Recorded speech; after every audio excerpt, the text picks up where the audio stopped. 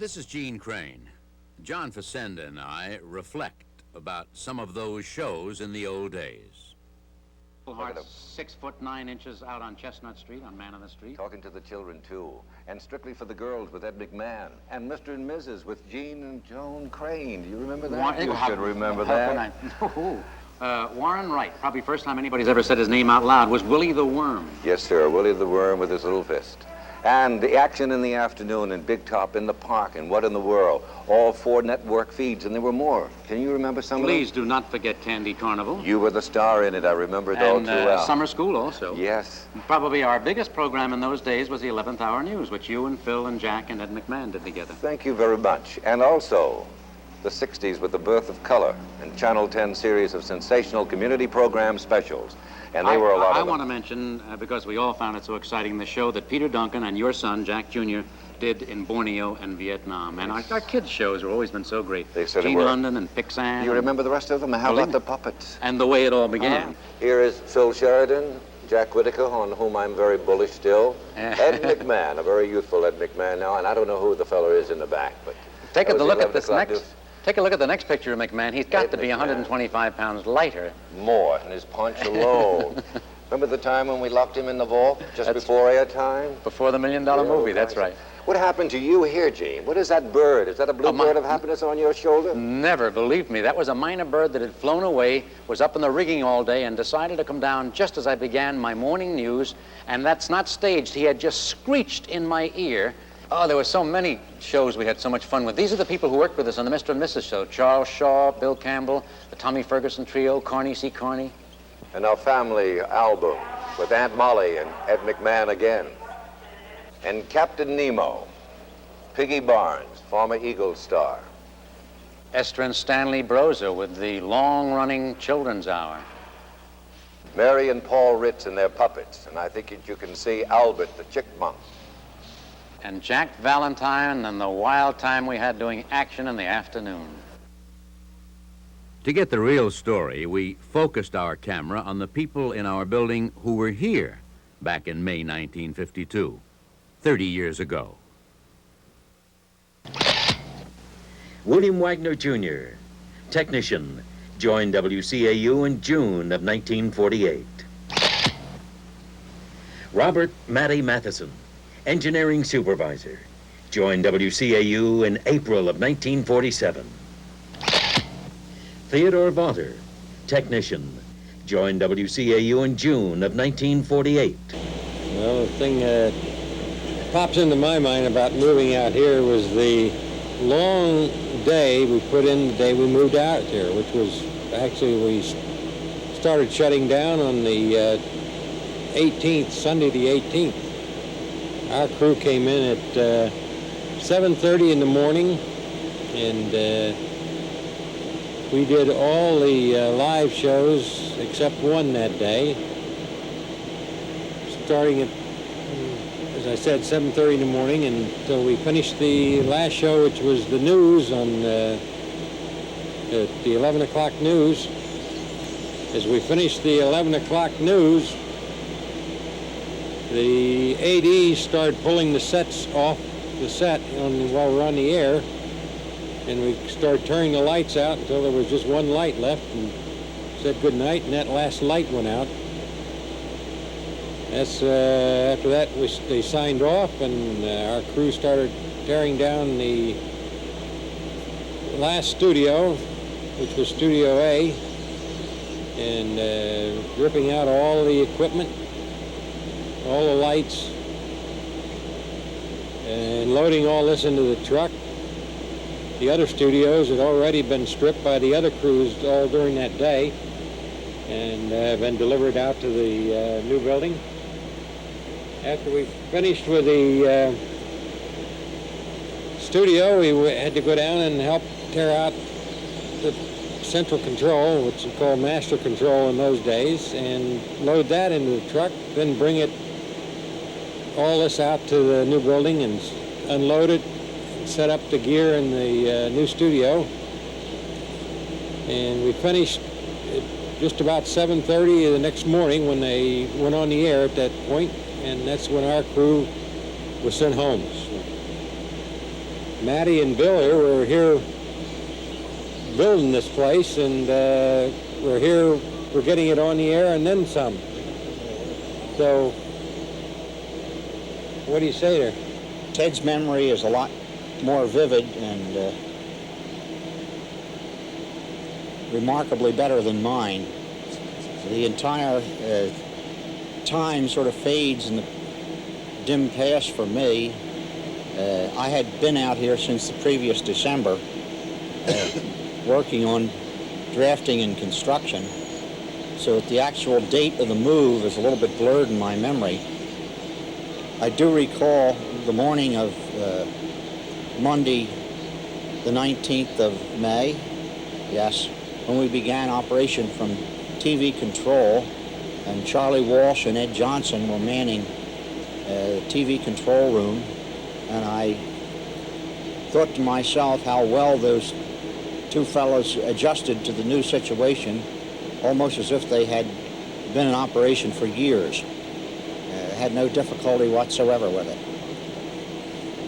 I had to work, I worked long hours during the months when I had been working out here, but that day of the move, our boss George Lewis saw it to it that those who were here involved in the construction work remain on duty until he said to go home, and I thought he'd never say to go home. It was sometime in the late hours of the evening before I got away from here. Well, they said it all. You know, there's not much left for me to say, except that I spent most of the operating day chasing down problems ahead of the crew as they were going from studio to studio. But it was a very interesting period, I'll say that. But I was out here with Matty for this 6-month period he's talking about, so I never saw the old building the last 6 months. And I think the next 2 weeks after we moved in, I think I took a nap. I think it was a good move. Talk about action. Action? Well, that was a while after we moved in. How long was it after we moved in? Actually, about a year? 6 months, yeah. Yeah, Charlie Van opened his big mouth in New York. In January of '53. Vander was trying to sell our facilities to big boys in New York. And he made the statement that we could do a live cowboy show out there if we had to, not ever intending to do it, but he wound up doing it. And I guess that was the most interesting challenge we've ever had here from an operational standpoint. Probably, yeah. Yes, that was a real challenge, that show. I can still remember the time that we did that, and the stagecoach got loose out back and ran down the hill, ran into Frank Fisher's car, and he had to explain that to the insurance company. The stagecoach ran into his car. That was a...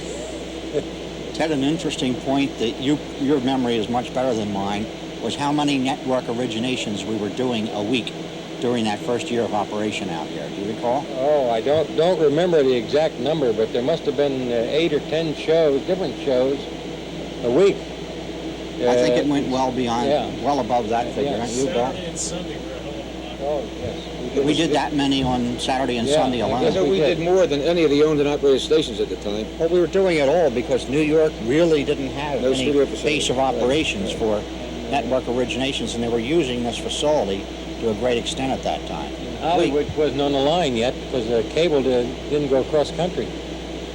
We had 8 studio crews in operation during that time. 2 of them which were devoted entirely to action in the afternoon, and 2 others to the circus show. Yep. Which was called Big Top. Big Top and Candy Carnival. Were done on Saturday and Sunday. That took 2 crews, and action in the afternoon took 2 crews. And that left the other... We had In the Park, and we had What in the World, and we had... Willie was a network show. Network. Ranger Joe was a network for a while. Yeah. Plus doing the kiddies out at the same time. Oh, yes. We had our regular local shows to do. That's right. And And it was the first building in the world built for television. yes. First building ever built, strictly designed and built from the ground up as a television studio. And so that's quite a distinction there. Kenneth Miskinnis, technician. joined WCAU in November of 1947. We're moving out here from downtown on Chestnut Street. Part of my job was to cut out some equipment in the recording room. So we had Ernie Schmidt helping us, who was with us at the time. He's cutting out the rack in the recording room, and he cuts all the wires off the wrong side of the block. So I had to come out here and spend 2 nights and 2 days wiring it back up again. And fun, huh? I tell you, with guys like him and Ray Stahl, would never pull in 1 wire, he'd pull in 6 so that he could take a day off. He'd pull in 1 wire plus 5, so when George Lewis told him to pull in a couple more, they were already there. He'd take the day off. William Corr, technician, joined WCAU in September of 1950. Louis D. Giacinto, technician, joined WCAU in May of 1951. Robert Melillo, assistant supervisor of photography, joined WCAU in September of 1951. John Frelaine, manager of creative services, joined WCAU in September of 1947. I remember one time, I was in the old days, you used to be able to do more things than you can do now. I used to write for a network show, which was Big Top, and I wrote the Clown Bit every week, starring Ed McMahon. And the biggest problem was we didn't have sound. I mean, it was a silent bit. And I was always trying to get more sound out of it so that we could get some reaction from the Girl Scouts and the Boy Scouts. And Bob here supplied me with a thing I think was called fulminant mercury or some crazy thing. John. Yeah. Anyway, I didn't know it, but it's probably more dangerous than TNT. And the trick was, I think it was Chuck Wells, we used to pack it in these fuses, regular house fuses. We'd load it up with gunpowder, and then we'd hit the switch, and it would make a great big noise. And they kept trying to get more and more, and he kept saying, well, the only way we're going to get more noise, I said, I want more noise, not just smoke. And he wrapped it with So he stuck double the amount of my goodie stuff in there, and put 2 clowns in the hospital. No, he took friction tape, and he wound this whole thing with friction tape, and then he shellacked it, which made it like a lead pipe bomb. And this thing went off in the middle of a this was live, there wasn't any tape. I mean, we couldn't practice it. It went off live. It almost decapitated Charlie Banda's wife. Remember that? And she, well, I got the clowns. The 2 clowns were right. It went sailing across that thing and almost... Well, how about the time he painted the elephants, John? Remember that? Remember that? He painted one pink, a real one, real elephants. He actually painted them. Remember that? It was a Big Top, I think it was. We painted elephants, I think, downtown for one convention. I can't remember the conventions anymore, but they got all the conventions down at the place downtown. Yeah, it was at Bellevue someplace. They had the elephants, and they said, you have to paint the elephants. And I got down there in a brand new suit to paint the elephants. I never realized that an elephant has got hair like a toothbrush. And all that happens when you put the paint on, it just goes burp, and you got it all over the suit. James Graham, technician, joined WCAU in June of 1948. Irvin Gubin, technician, joined WCAU in May of 1948. Jess Schooley, production supervisor, joined WCAU in July 1951. I don't remember very much about coming up here, but I remember the Big Top we used to do. Go and set up on Friday night, or Friday afternoon. And then after we had set up, we'd play pinochle. I guess Jess was part of the original crew of Big Top. I think I came down later. Oh, you didn't play Not at the very beginning, no. I never played cards with you, Jess. Oh, yeah. But, well, that took place, Roland's setup took place right over back here in this spiral staircase. And my most exciting year, I guess, was the action in the afternoon bit. I enjoyed that, talking to actors. Yeah. We had a director or producer, Les Urbach, who was the only one I've ever worked with who was able to talk to actors and be understood. It was a fine year. I'd say it was the nicest year I had. Remember Candy Quantible in the studio? Mm-hmm. the band set up in that corner over there.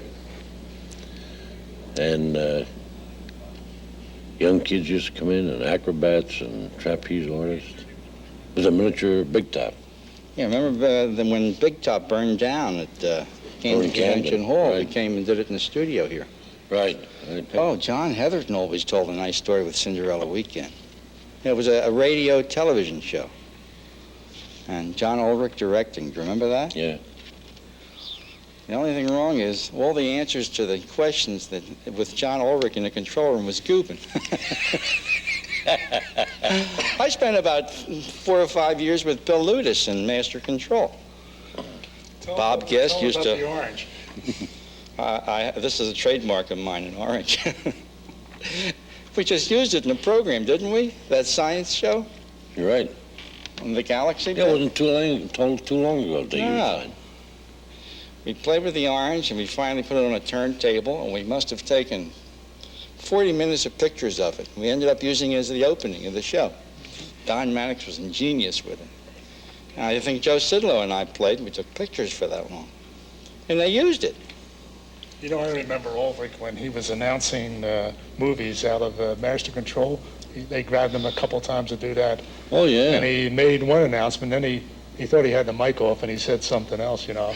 I had heard it because I was in the control room, but I didn't say anything. And then about a week or so later, he got a bunch of letters from people.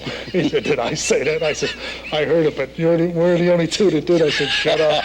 And that was the end of it. But he was a funny guy. He was. Irving Hartman, technician, joined WCAU in November of 1947. John Jones, manager of transmitter and administration, joined WCAU in June of 1950. Elmer Hank Shirley, assistant manager of operations and engineering, joined WCAU in September of 1950. I was a crew chief for the last crew that was left downtown. I would never set foot in the building until the day we went on the air here. Consequently, the 4 other guys in the crew and myself did not know where we were for the whole day, and we were late for studio assignments because we couldn't find the studios. There was such a mass of people in the building that was here for visiting dignitaries and everything else, from the bulletin and all, that nobody knew where to tell anybody where to go. And consequently, we lost people for several hours at a time in the building. They just could not hear intercoms. They didn't know where to go and couldn't find any place to tell them where to go. So it was kind of a wild day the first day. Well, I installed the first tape room in '59 and the second tape room in 1968. In '59, it was a fellow named Bob Guest and I were the only 2 assigned tape men. We put the first 2 1000Bs that Ampex sold.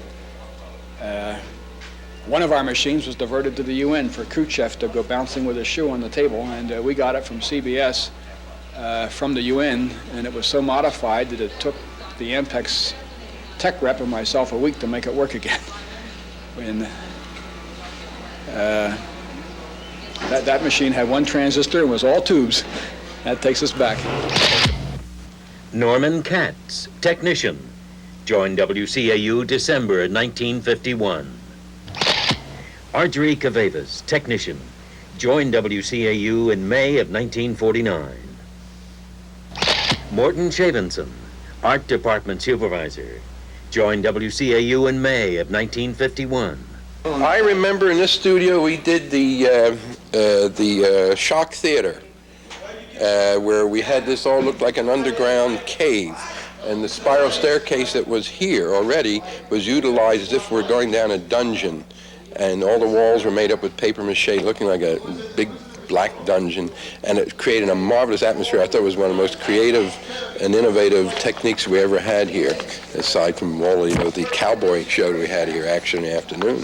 This studio here was utilized for interior scenes, and I used to manipulate the script so that the person on the outside in our parking lot area would be able to come into an interior breathless, but he used to come in, or she came in, to do her bit on an interior scene, whether it be a jail, a bar, post office, or a printing shop, or a whatever we decided to. Yes, we did artwork for titles. We had 7 network shows going at that time, and we created all the artwork credits, all by hand. Today we have a lot of machine-made stuff, but all that was done by hand. Whether it was a creation of the world, or a flower, a simple flower, or a cowboy motif, or a western motif, or some what in the world material, maps for what in the world. We did stuff for the clowns on the Big Top show. We did all kinds of motifs for the clown bits. For years, we did much artwork for the election results that people may have forgotten, but we did them in different locations and different degrees of competence as the years went by and materials improved. We did a tremendous amount of election coverage. We used to, as artists, we used to go up and print on paper or tear numbers off or put numbers on to show the results, and it was always trying to get something done quickly because getting results quick was a scoop. And we made all the pictures of the candidates. We had to accumulate those and get them all up to one size and make cards, and so on and so on. What impressed you about working in a new building, having come from Chestnut Street? What impressed you the most when you got here? There were no windows. What? There was no windows in the building here. Neither were there any. I know there were some windows in the old building. It was brand new, spanking clean. It was impressive in terms of the size of the studios and the space we had. The activity here that this whole thing generated at that time was just terribly exciting. I thought that the future of television for an artist was just a glorious thing, and in actuality it turned out to be quite interesting, but not as glorious as I expected. But the spaciousness, the cleanliness, the fact that it was all geared for broadcast rather than having been something else. I mean, television broadcast. It housed so many kinds of people, and it was in a beautiful area here. At that time, it was still wild. There hadn't been many buildings up at all, and we came out here. It was like paradise. And then the innovation of the people who ran the place and utilizing the grassy and treed terrain. I was very proud. I was extremely proud to come and work in a beautiful new building in a broadcast facility like this. Ed Kushner, engineering supervisor, joined WCAU in February of 1950. Daniel Falzani, technician, joined WCAU in February of 1948. George Thomas, announcer, joined WCAU in June 1937. Robert Patton, technician, joined WCAU in December of 1951. James Windsor, technician, joined WCAU in March of 1947. The last commercial show that came out at 1622. It was a news show at 11 o'clock, and I can still recall that pulling the scenes out behind the talent, the walls coming out, a portable light to keep us on the air. I don't know if it was the news show, or was it the Kitty Hour or something? I think it was a news show. 11 o'clock news show. Because we went like mad, wrapping up the gear to get it out here to the new building. The first show out here was a live show in the studio, was Cinderella Weekend. That was the first show. It was 1 o'clock in the afternoon. Early in the day, they worked out a master, but I think it was Alan Scott. It was Alan Scott at the time, yeah. That was there. And that, I was the announcer on that show, as I remember. Yeah. And that was a long time. Remember the confusion running through the halls, trying to find where everything was. It was like a labyrinth, this place. We couldn't figure out what hall went where. Some of our announcers at that time, I think. Well, Gene Green was still here. Gene, of course, is still here. Walton was there. Huey Walton. And well, he was AM. Al Taylor was AM. Fred Mann. And no, Fred wasn't. No, Fred did not come out here before then. No, he left before we came out here. Harry Fleetwood here then? I don't believe Harry he was. Fleetwood, no, he was not in the new building. But Bill Hart, of course, was here too. Yeah. Bill Hart, yeah, sure. Yeah. Bill Camel was here then. Bill Camel. Who was the ladies' man? Jack Whitaker was here. Jack Whitaker was here. Jack Whitaker was there. Ed McMahon, was on the staff. And I know Barry Cassell. John the one we're trying to think of. He was on the Action in the Afternoon. I can tell you a story if you want to. Keep it clean. I feel real dumb. We came out here for a preview of the building before we came out to broadcast. And it was on like a Sunday afternoon. And I was, you know, expecting a nice new, brand new building. And I heard there was going to be a good auditorium studio, and I was picturing a nice, beautiful theater-type studio. And I walked in there, and the walls were cinder block with just the sound absorption material over top, if you remember. Spaced about So a foot every other one. So I said to Jack Leach, who was then very proud of the new building, and he had done an awful lot of work on getting it completed. I said to him, hey, this is going to be nice when it's finished. He says, George, it's finished. Richard Livingston, technician, joined WCAU in December of 1949. Ralph Rodeo, technician, joined WCAU in February of 1948. Jack Essig, news operations manager, joined WCAU in March of 1952. I was fairly new here, as you remember, at that time, because I had come in March. So I was only 2 months down at the old building, and then we moved out here. But I remember all the talk at that time, everything will be fine when we get out to the new building. Think everything's been fine since then, Ralph? It has been fine, yeah. We worked upstairs on the second floor, and the office I was in, I think, is now being used by Jack Miller. That's here. Yeah, and I'm thinking of the people that I was surrounded by that are gone.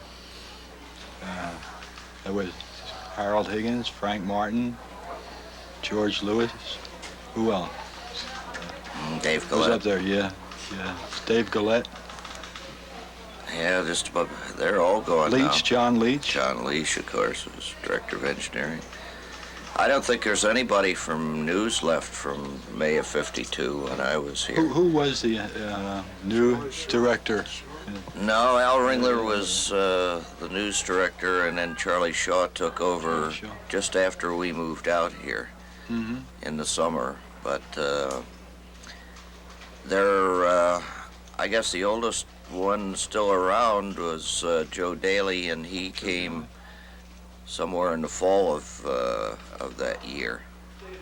So I guess I'm the only one left from the newsroom at that time. William Ludus, technician, joined WCAU in December of 1947. Pat Lynch, technician, joined WCAU in September of 1948.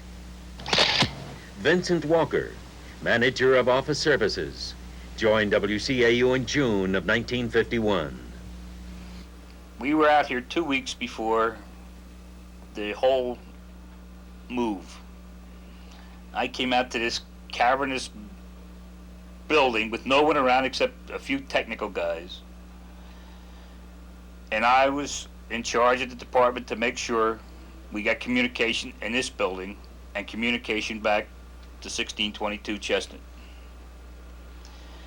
At that time, there were no desks, just a few pieces of equipment in this area, and basically just a skeleton staff.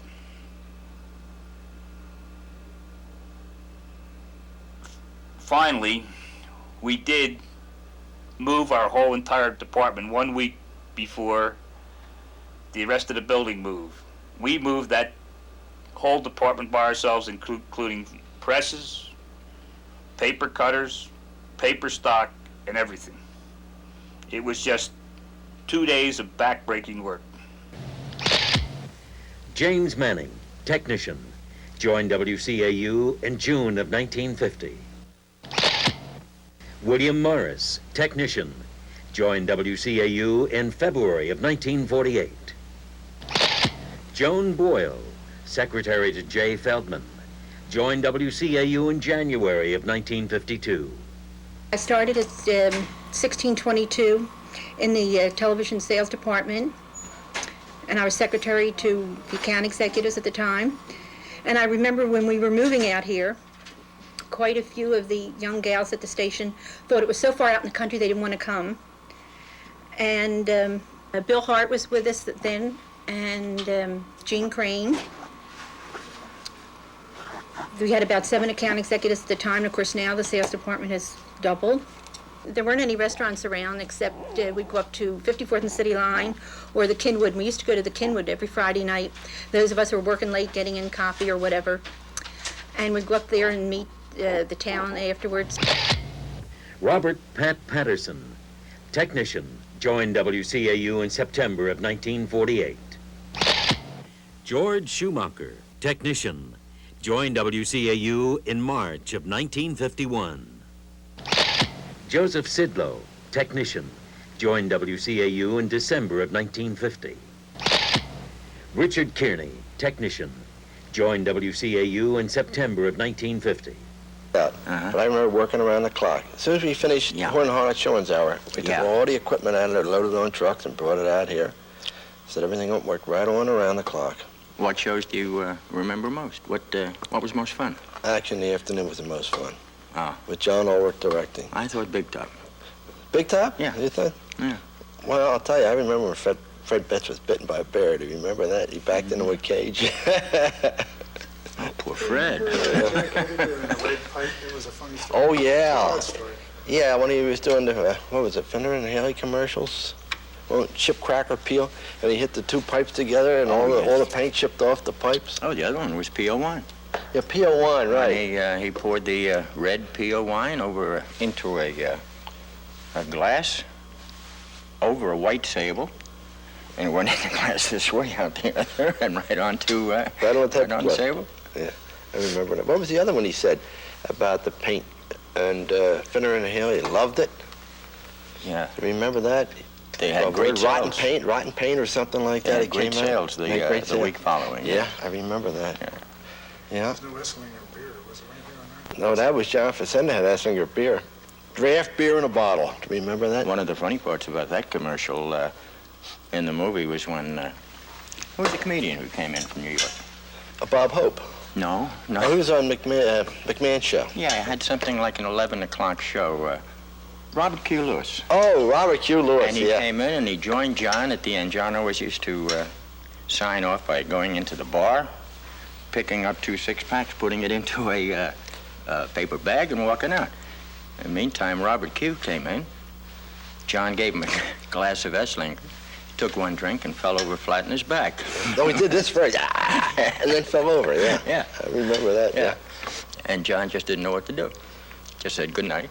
Yeah. That was it. And then when we did Roland, we'd open up with Roland laying in the casket. And we used to take dry ice and put it in there to have smoke coming out. Well, what I would do, right before we went on the air, I'd take my cigar. And I'd take a real deep puff, and I'd blow it into the coffee, and you hear Zach in it. Yeah. Remember those days? Yeah, we can't do it. We can't have fun like that anymore, Dave. No more? No, we're too professional now. Huh? That's the problem. I guess so. Besides, everything's on tape now. When you did it live, it was fun. Albert Vanneman, lighting supervisor, joined WCAU in September of 1950. John Hallowell, technician, joined WCAU in January of 1951. I was in radio, and as I recall, radio moved quite a bit after television. I think it was about a month later, or maybe longer. And at that time, I was working midnight tape with a guy named Barry Kay, I think was a real strange person. But we did the last show out of the whole building, I suppose, from about 8 a.m., 3 or 4 a.m., the morning of the last show. He grabbed a microphone and started walking around the empty building trying to describe it. And there were no lights, and it was very dark. So we signed off there at 8 a.m. And I came out here and for the first time got a look at the new building. Charles Walsh, technician, joined WCAU in September of 1950. John Heatherton, production supervisor, joined WCAU in March 1951. Listen, I'll tell you, after 30 years, I don't think things have changed one bit. It's a ham bone keeps knocking down walls, which isn't too bad an idea because it's, you know, there's less walls to walk into. But things are still pretty much the same. I got a slight gas problem, so they put me in the back of the studio. You don't get no respect at all. That's one of the things. But 30 years ago, when we got a letter from the Bullet, it said, we're going to put a little metal plate with your name on it between the bricks and the west wall. Mine's still there. It's behind the urinal in the men's room. They don't get no respect at all. Then the things haven't changed a bit. Chuck Wells, Scenic Department Supervisor, joined WCAU in February of 1951. Donald Maddox, Staff Director, joined WCAU in September of 1950. I remember that I was found in a basket over by the East Falls Bridge, and they carried me up here as a child and took away all my valuables and subjected me to a body search. Promised me at least one letter to the governor, but I haven't gotten that out yet. So they made me a film cataloger, film filer, film screener. I've worked a great deal of penance off for when I die. I'll go straight to heaven for having screened 2.5 years of My Little Margie. That gives you a lot of credit. And after screening all of those that were available, I went into the film production end here when they started to shoot film. Anyway, I started out editing most of those, and in conjunction with some fine fellows, John Burke, who was the head cinematographer here for a while. There was a fellow, Jerry Samuelson, who was directing and then became the salesman producer for the film production unit. I don't know, I haven't talked to them lately. And then, of course, Phil Galligan arrived on the scene and taught us all respect for our country and our machinery, and beer, and pills. I can't remember much else what we did. It's all one gray gelatinous blob. The editing rooms we had pretty much in the same location. They shifted them from one end of the hall to the other several times now, and the equipment, of course, has gotten much more larger and more sophisticated, so that now takes a lot more time and we do less. But in those days, we had a little movie scope to peek through and a manual Griswold splicer. And of course, we later graduated to the manual hot splicer, famous Mexican editor. Kenneth Williams, technician, joined WCAU in May of 1952. Leroy Wolf, technician, joined WCAU in March of 1947. Gene Crane, announcer, joined WCAU in August 1946. I guess that my initial recollection concerning the building concerns pre-building. I was living at 2225 Delancey Place in Center City so that I could walk to work every day, and did, at 1622 Chestnut. And my lease was about to run out, and I was about to renew it when they told us that they were going to be building a building here. And so we came out here, we being you-know-who, and we got an apartment at the Presidential, which was still in the process of building, but we were able to get an apartment there, and I commuted by SEPTA bus, PTC bus, if you will, for about 6-8 months, and I used to watch them out my window building this building, because as you all may remember, there was nothing here. There was an old nursery over there, and nothing else until you got almost up to City Line. Things like SO Building and Marriott just didn't exist, certainly not Channel 6 or any of the other buildings. But for the first 6 months, as a result, I commuted down to the station, and I was here and ready and waiting when you all moved in. And I guess my initial recollections are after, the big recollection is after the Camden Convention Hall burned down, and we had to bring both Big Top and Candy Carnival to this building. And I think that Big Top lasted here for about 3 weeks. They just didn't have room for the elephants. But Charlie Vanda looked around and right away said, hey, we fit in here. And so as a result, we did Candy Carnival and then Contest Carnival when it shifted over to Quaker puffed wheat and puffed rice. And we did that for the remainder of the life of that show for about 3 years. We were a little cramped, but we didn't need nearly the kind of room that Big Top did. I guess those are the two principal recollections I have concerning the building. Only one other. I remember I was doing a show at about 4 o'clock in the afternoon called Adventure Theater with a top hat and a long coat. And we used to take, I don't know how they did it, I swear I don't know how they did it. They took a full-length Western feature and cut it into a 1/2 hour or a 45-minute show, including commercials, open and close. They condensed it. And on this one day, I had been over hitting golf balls with Bill Hart and Bill Sears over at the driving range, and I blew my back. They had to almost literally carry me back. But I didn't want to leave. It was almost time for my show. They propped me up, literally propped me up in a chair and pushed the chair onto the set, and I did my show like sitting about like this. And then I remember at the end of it, Norman Lee Braun and somebody else lifted the chair into my car. My wife had come over to get me, and somehow he got me up in my apartment in bed. That's a grim thing to remember about the new building, isn't it? But that's about all, and it's nice to have been here and to still be here for 30 years. 30 years.